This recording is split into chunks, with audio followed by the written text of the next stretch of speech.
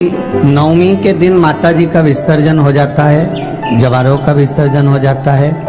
व्रत करने वाले कन्या पूजन भोजन भंडारा कराकर, सती कथा में कही थी कि नवरात्रे एकम से प्रारंभ नहीं होते, अरे अमावस्या की रात्रि से प्रारंभ हो जाते, इसलिए उसको कहते हैं नवरात्रे। क्योंकि नवमी के दिन माता जी का विसर्जन हो जाता है, जवारों का विसर्जन हो जाता है। व्रत करने वाले कन्या पूजन भोजन भंडारा कराकर विराम दे देते। तो नवमी की रात्रि उसमें नहीं जुड़ा पाती, उसमें रात्रि अगर जुड़ती है तो ये अमावस्या की रात्रि से जुड़ना प्रारंभ होता है, तब जाकर वो नवरात्रि पूर्ण हो पाती। अष्टमी के दिन कन्याओं का भोजन कराओ या नवमी के दिन कन्याओं का भोजन कराओ, पर देवी भागवत तो कहती है, देवी भागवत तो वर्णन करती है कि पहले नवरात्रे से लेकर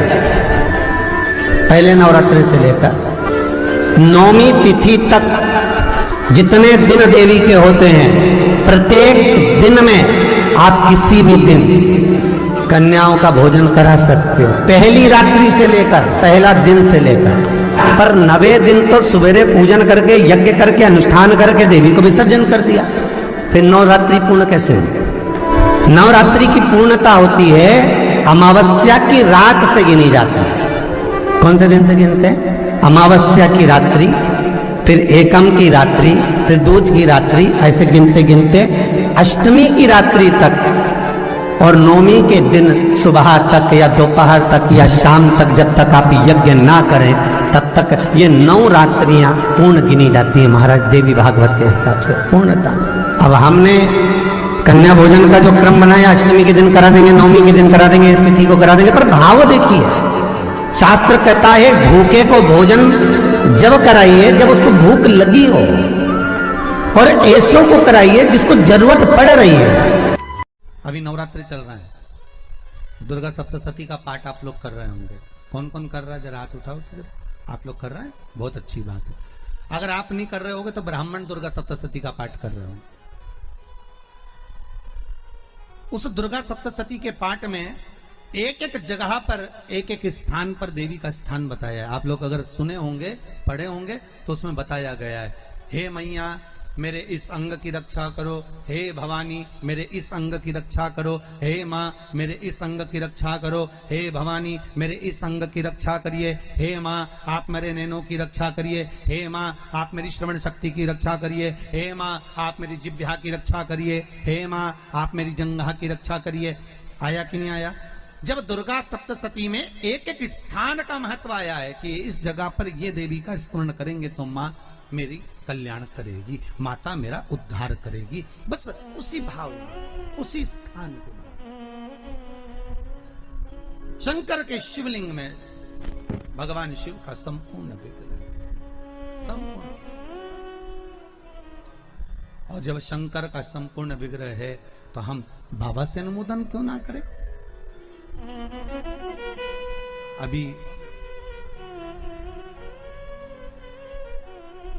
दुर्गापुर के पहले फुसरो में कथा थी, फुसरो झारखंड में।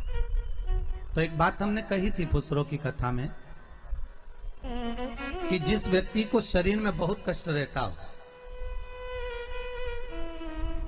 बहुत ज्यादा कष्ट अगर शरीर में रह रहा हो, तो मक्खन थोड़ा सा गाय के दूध का माखन निकालकर शंकर के शिवलिंग पर जो व्यक्ति बीमार रहता है उस व्यक्ति का स्पर्श कर। अभी तो खैर कोरोना महामारी चल रही है तो मंदिर भी सारे बंद हैं, पर प्रयास करा करो उस मक्खन का लेपन। जब ये कोरोना महामारी समाप्त हो जाए तब माखन का लेपन शंकर के शिवलिंग पर करना प्रारंभ करो, श्री बिजलेश्वर महादेव का नाम लेकर। कौन से महादेव का नाम लेना है? श्री बिजलेश्वर महादेव।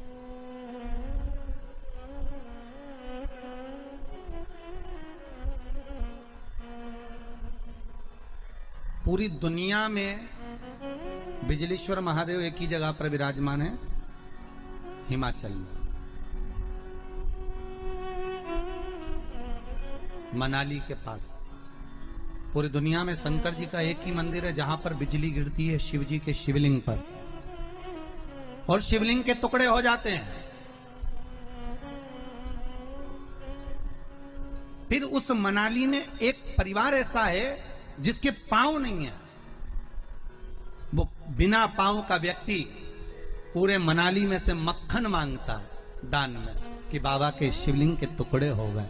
फिर वो चढ़ता चढ़ता ऊपर जाता है, धीरे धीरे घसीटता चलता हुआ जाकर बिजली महादेव का एक एक पत्थर उठा उठाकर, शंकर जी का शिलाखंड उठा उठाकर उसको मक्खन से जोड़ता जाता है, मक्खन से जोड़ता है। उसके बाद में फिर हाथी के पांव से भी तुड़वाओ, सूंड से भी तुड़वाओ तो वो शिवलिंग नहीं टूटता, मात्र मक्खन से ऐसा चिपक जाता है। वो बिजली महादेव है। शंकर की आराधना में ढोंग नहीं चाहिए, शंकर की आराधना में प्रपंच नहीं चाहिए। शंकर की हो गई गलती, कई बार शंकर की आराधना में गलती हो जाती है तो क्या शंकर रुष्ट होंगे? नहीं। शंकर अगर देख लेंगे कि 50 दिन अच्छा काम करा है इसने, एक दिन गलती भी कर दी तो बाबा स्वीकार कर लेगा। पर बाबा से बस मन आपका पवित्र होना चाहिए, इच्छा आपकी पवित्र होना चाहिए। आपके भीतर अहंकार, काम, लोभ, विषय, वासना, आसक्ति, तृष्णा, अहंकार नहीं होना चाहिए। भगवान उसको स्वीकार कर लेगा।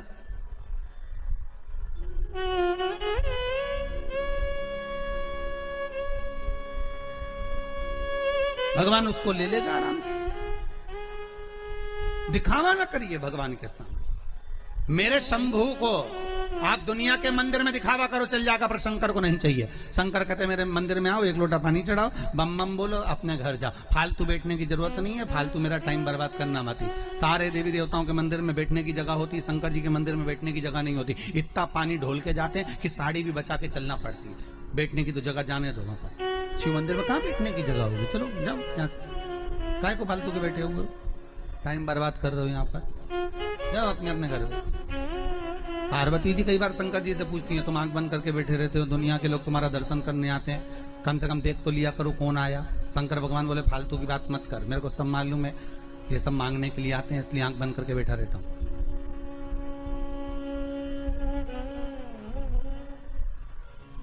पार्वती जी बोली ऐसा कोई होता है क्या? शंकर भगवान बोले तेरी पड़ोसन क्या करके देख ले, रोज पड़ोसन क्या जाना, जीजी की जरा एक कटोरी घी दे दे, जीजी जरा तेरी चप्पल दे दे, जीजी तरह जरा सा मोबाइल दे दे, जीजी तरह थोड़ा सामान दे दे। रोज रोज मांगने जाओगे तो पड़ोसन भी दरवाजा बंद कर लेगी, तो मैं तो आंख ही बंद कर रहा हूं।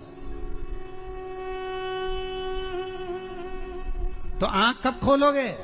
शंकर भगवान बोले जो मेरे लिए आएगा तो आंख खोल लेता हूँ। मैं जानता हूँ मेरे भगत को कि ये मेरे लिए आता, मांगता कुछ भी नहीं है, बस आता ही है, दूध चढ़ाएगा, जल चढ़ाएगा, बेलपत्री चढ़ाएगा। और ऐसा बावरा कभी कभी बेलपत्री भी नहीं लाता, तो झाड़ू पोछा लगाकर हाथ धोने के बाद जो पत्ती पत्ती मिल जाती है उसी को धो के चढ़ा के चले जाता है। ये भगत है मेरा, ये भक्त है, इसको दिखावे से मतलब नहीं है।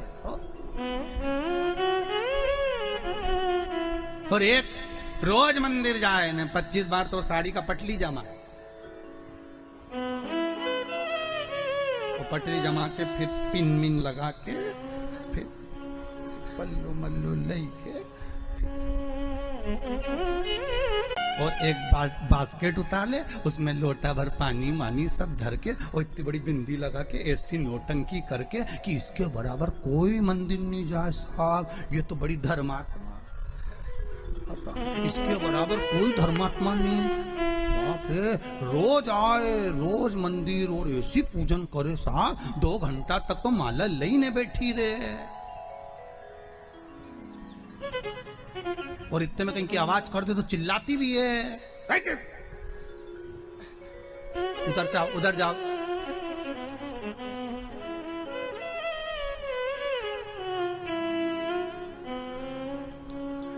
तो वो चिल्लाती भी है। तो अब बताओ वो चिल्लाने में लगी कि माला में लगी? अरे बोलो तो सही, चिल्लाने।